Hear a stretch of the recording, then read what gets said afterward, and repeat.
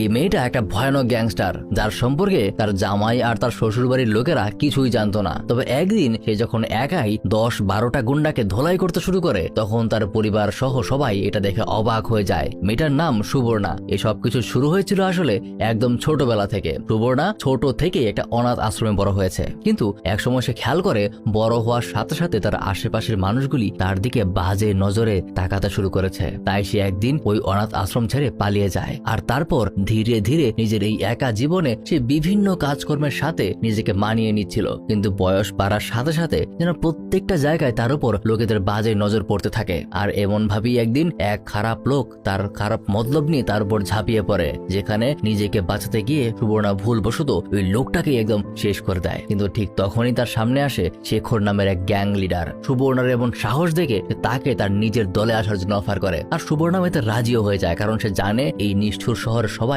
আসলে তার উপর অন্যায় করতে চায়, তাই তাকে শক্তিশালী হতে হবে। সেদিনের পর থেকে প্রতিদিনই সুবর্ণা নতুন নতুন ফাইটিং স্কিল আর বিভিন্ন সরঞ্জাম চালানো শিখতে শুরু করে। এক সময় সে নিজেকে এমন ভাবে তৈরি করে যে সে একাই 10-12 জনের সাথে ফাইট করতে পারে। কিন্তু যত দিন যেতে থাকে সুবর্ণা বুঝতে পারে শেখর আর তার দলের লোকেরা আসলে নিজেদের স্বার্থে কারো ক্ষতি করতেও পিছপা হয় না। তাই ধীরে ধীরে সুবর্ণা তাদের জীবন থেকে চলে যেতে চেষ্টা করছিল, কিন্তু কোনোভাবেই সফল হচ্ছিল না। তাই একদিন শেখরের বর্বরতা দেখে সুবর্ণা পুলিশের গুপ্তচর হয়ে যায়, আর তাদের কাছে শেখরের সমস্ত কুকীর্তির রিপোর্ট করে দেয়, যার কারণে শেখর তার বিশ্বাসঘাতকতায় ধরাও পড়ে যায়। আর এরপর থেকেই সুবর্ণা আবারও তার স্বাভাবিক জীবনে ফিরে আসার চেষ্টা করতে থাকে। এই সময় তার দেখা হয় অমিতের সাথে। অমিতের সাথে ধীরে ধীরে তার বন্ধুত্ব হয়, তারপর একটা প্রেমের সম্পর্ক তৈরি হয়, আর অবশেষে দুজনে পালিয়ে গিয়ে বিয়েও করে নেয়। কারণ শেখরের পরিবার কখনোই সুবর্ণার মতো একটা অনাথ মেয়েকে তাদের ঘরের বউ করবে না। তবে বিয়ের পর তারা দুজনে বাড়িতে যাচ্ছিল, কিন্তু অমিত এখনো তার বউয়ের অতীত সম্পর্কে তেমন কিছুই জানে না। ফাইনালি তারা অমিতের বাড়িতে গিয়ে পৌঁছায়, যেখানে একটা বড় অনুষ্ঠান পালন করা হচ্ছিল। আসলে সামনের সপ্তাহের মধ্যেই অমিতের ছোট বোনের বিয়ে, তাই সেই বিষয়টা নিয়েই অনুষ্ঠানের আয়োজন করা হচ্ছে। কিন্তু হঠাৎ ঘরের মেজো ছেলেকে এইভাবে বিয়ে করে আসতে দেখে সবাই অবাক হয়ে যায়। সুবর্ণা সেখানে চুপচাপ দাঁড়িয়েছিল, আর তাকে দেখে সবাই একদম থমকে যায়। সবকিছু জানার পর অমিতের বাবা তো তাদের দুজনকে ঘর থেকে বেরিয়ে যেতে বলে, কিন্তু তার মায়ের কারণে পারে না। অমিতের মা তাদেরকে আটকে দেয়। অবশ্য তিনিও তার ছেলের প্রতি খুবই রাগ হয়ে আছেন, কিন্তু অন্তত একটা সপ্তাহের জন্য তাদেরকে থাকতে বলেন, কারণ সামনেই অমিতের বোনের বিয়ের অনুষ্ঠান। তাই ঘরের বাকিরাও তাদেরকে তেমন কিচ্ছু বলে না। তবে কিছু সময় পর যখন প্রত্যেকে মিলে সুবর্ণাকে একের পর এক প্রশ্ন করে যাচ্ছিল, তখন সুবর্ণা কি রেখে কি বলবে কিছু বুঝে উঠতে পারছিল না। আসলে সত্যি বলতে সুবর্ণা ছোট থেকে একা বড় হলেও রান্না বান্না সম্পর্কে তার তেমন কোনো ধারণা নেই। কিন্তু অমিতের পরিবার যখন জানতে পারে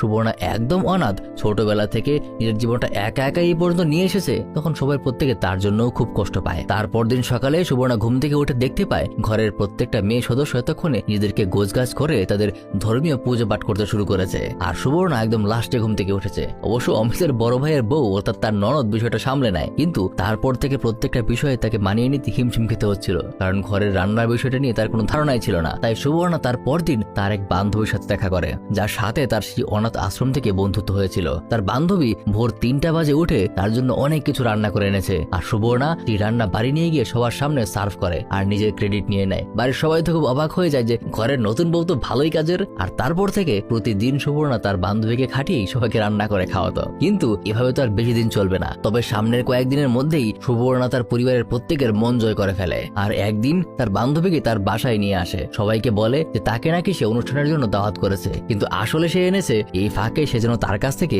রান্নাটা ভালোভাবে শিখে নিতে পারে। কিন্তু কিছুদিন ধরেই কেউ একজন সুবর্ণার পিছু করতে শুরু করেছে, যে বিষয়টা সে ভালো মতোই টের পেয়েছে। এমনকি একদিন পরিবারের কয়েকজন মিলে তারা যখন মন্দিরে যায়, তখন সেখানে কিছু ছদ্মবেশী গুন্ডারা সুবর্ণাকে চিনে ফেলে। তাই তাড়াতাড়ি করে যে তার ঘরের সকলকে নিয়ে সেখান থেকে বেরিয়ে পড়ে, কিন্তু গুন্ডাগুলো তখনও তাদের পিছু করছিল। তাই একসময় সুবর্ণা নিজেই গাড়ির স্টিয়ারিং হাতে নেয়, আর সবাই তো এটা দেখে অবাক হয়ে যায় যে সুবর্ণাও একদম প্রফেশনালদের মতো গাড়ি চালাচ্ছে।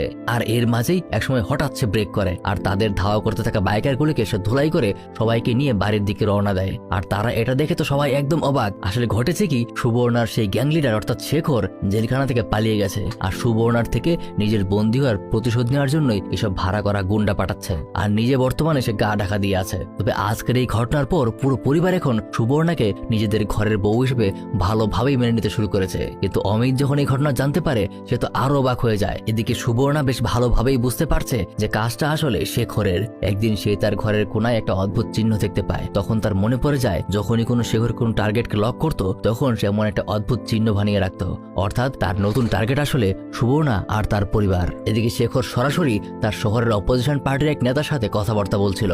আসলে সুবর্ণার শ্বশুর মশাই অনেক আগে থেকেই পলিটিক্সের সাথে যুক্ত, আর এবারের নির্বাচনে সুবর্ণার শ্বশুরের বিপক্ষে দাঁড়িয়েছে এর রাও নামের মন্ত্রী। তাই শেখর তার কাছে এসেছে যেন কিছু ভাড়া করা গুন্ডা তার থেকে জোগাড় করা যায়। যেহেতু দুজনেরই আসলে কমন শত্রু, তাই সেও তাকে সাহায্য করতে রাজি হয়। কিন্তু গত অনেক দিন ধরেই সুবর্ণা তার এই অতীত গোপন করার বিষয়টা নিয়ে খুবই আপসেট ছিল। তার মনে হচ্ছিল যে তার হাজব্যান্ড আর তার পরিবারকে ধোঁকা দিচ্ছে। তাই সামনে শেখরের কারণে যদি তার পরিবারে কোনো বিপদ আপদ হয়, সে কখনোই নিজেকে ক্ষমা করতে পারবে না। এই জন্য সেদিন রাতে সুবর্ণা অমিতকে তার পরিবারের সকল সত্য ঘটনা খুলে বলে আর জানায় যদি সেই পরিবারের সাথে থাকে তাহলে তাদেরও বিপদ হতে পারে। তাই সেই শহর ছেড়ে চলে যেতে চায়। কিন্তু অমিত কিছুক্ষণ চুপ করে দাঁড়িয়ে থাকার পর বলে, তুমি আগে কোথায় ছিলে এটা আমার জানার বিষয় না, তুমি বর্তমানে আমার ঘরের বউ, এটাই যথেষ্ট। আর তোমাকে প্রোটেক্ট করার জন্য আমরা যা যা করার সব করব। যা শুনতে পেরে সুবর্ণা কিছুটা স্বস্তি ফিরে পায়। তাই এবার অমিতকে সাথে করে তার পুরো পরিবার সামনে এগিয়ে যায় আর সবাইকে নিজের অতীত সম্পর্কে খুলে বলে। তবে দেখা যায় অমিতের পুরো পরিবার তার কথা শুনে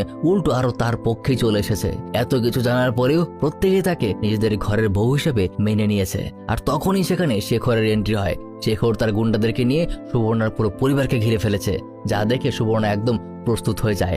এক এক করে সে প্রত্যেকটা গুন্ডাদেরকে কুপকাত করতে শুরু করে যেন সে একদম পুরনো সুবর্ণা রূপে ফিরে এসেছে। আর এখানে খুবই মজাদার একটা ফাইট সিন দেখানো হয়, যেখানে একটা গুন্ডাও তার সামনে টিকতে পারছে না। শেখর ভেবেছিল হয়তোবা সুবর্ণা বিয়ে শাদী করে তার পুরনো স্কিলটা হারিয়ে ফেলেছে, কিন্তু যখন একে একে প্রত্যেকটা গুন্ডা মাটিতে লুটিয়ে পড়ে তখন সে নিজেও ঘাবড়ে যায়। আর ফাইনালি শেখর নিজে মাঠে নেমে পড়ে আর সেখানে সুবর্ণার সাথে তার অনেক লড়াই হয়। তবে শেষের দিকে শেখর সুবর্ণাকে গুলি করতেই যাচ্ছিল, ঠিক তখনই সুবর্ণা একটা ধারালো ছুরি তার ঘাড়ে বসিয়ে দেয়। আর অবশেষে সুবর্ণার ভয়াবহ অতীতের সাথে শেখরের গল্পটাও এখানেই শেষ হয়ে যায়।